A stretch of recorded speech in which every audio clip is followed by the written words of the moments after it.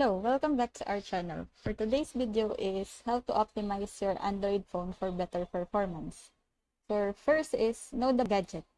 Before diving into the ways to enhance Android's performance, one must know the specification of their Android device.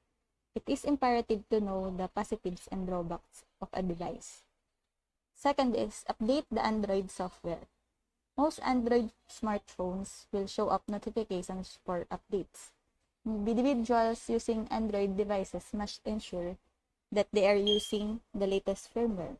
Google enhances improvements to one's device with new Android's OS updates. Each new release enhances device's stability, speed, performance, connectivity. Moreover, updating softwares makes place for system resources. So, to do it, let's go to settings. Then, you will press the about phone. Then, you should update the software update. Just press that and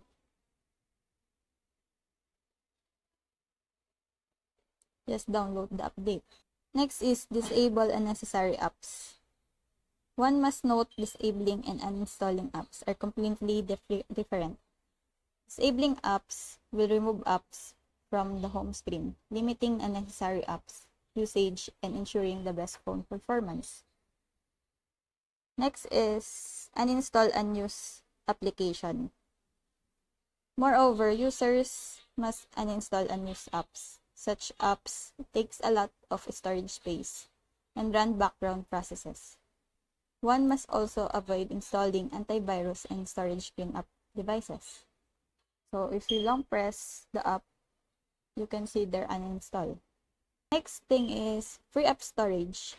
Another effective means to improve Android's performance is to free up devices' storage space. Not clearing the accumulated files slow down the performance of mobile phones significantly. If you go to File Manager, you can delete the unnecessary files here. You can also restart your device periodically. One of the most simple effective means to improve phone's performance is to restart the device occasionally. Then, you can also avoid using live wallpapers. Live wallpapers beautify the device, but it significantly affects Android's performance. It demands more CPU cycles to run, which lead to exhaustion of the battery life. To sum up, the Android device will not work the same way as it did on the day of unboxing it. Besides considering the aforementioned factors to boost Android's performance, one must avail of a mobile insurance cover. Adhering to the tips and availing of an insurance will provide robust protection to one's Android device.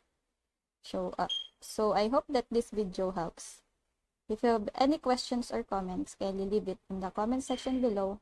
And if not, don't forget to subscribe and like. Thanks!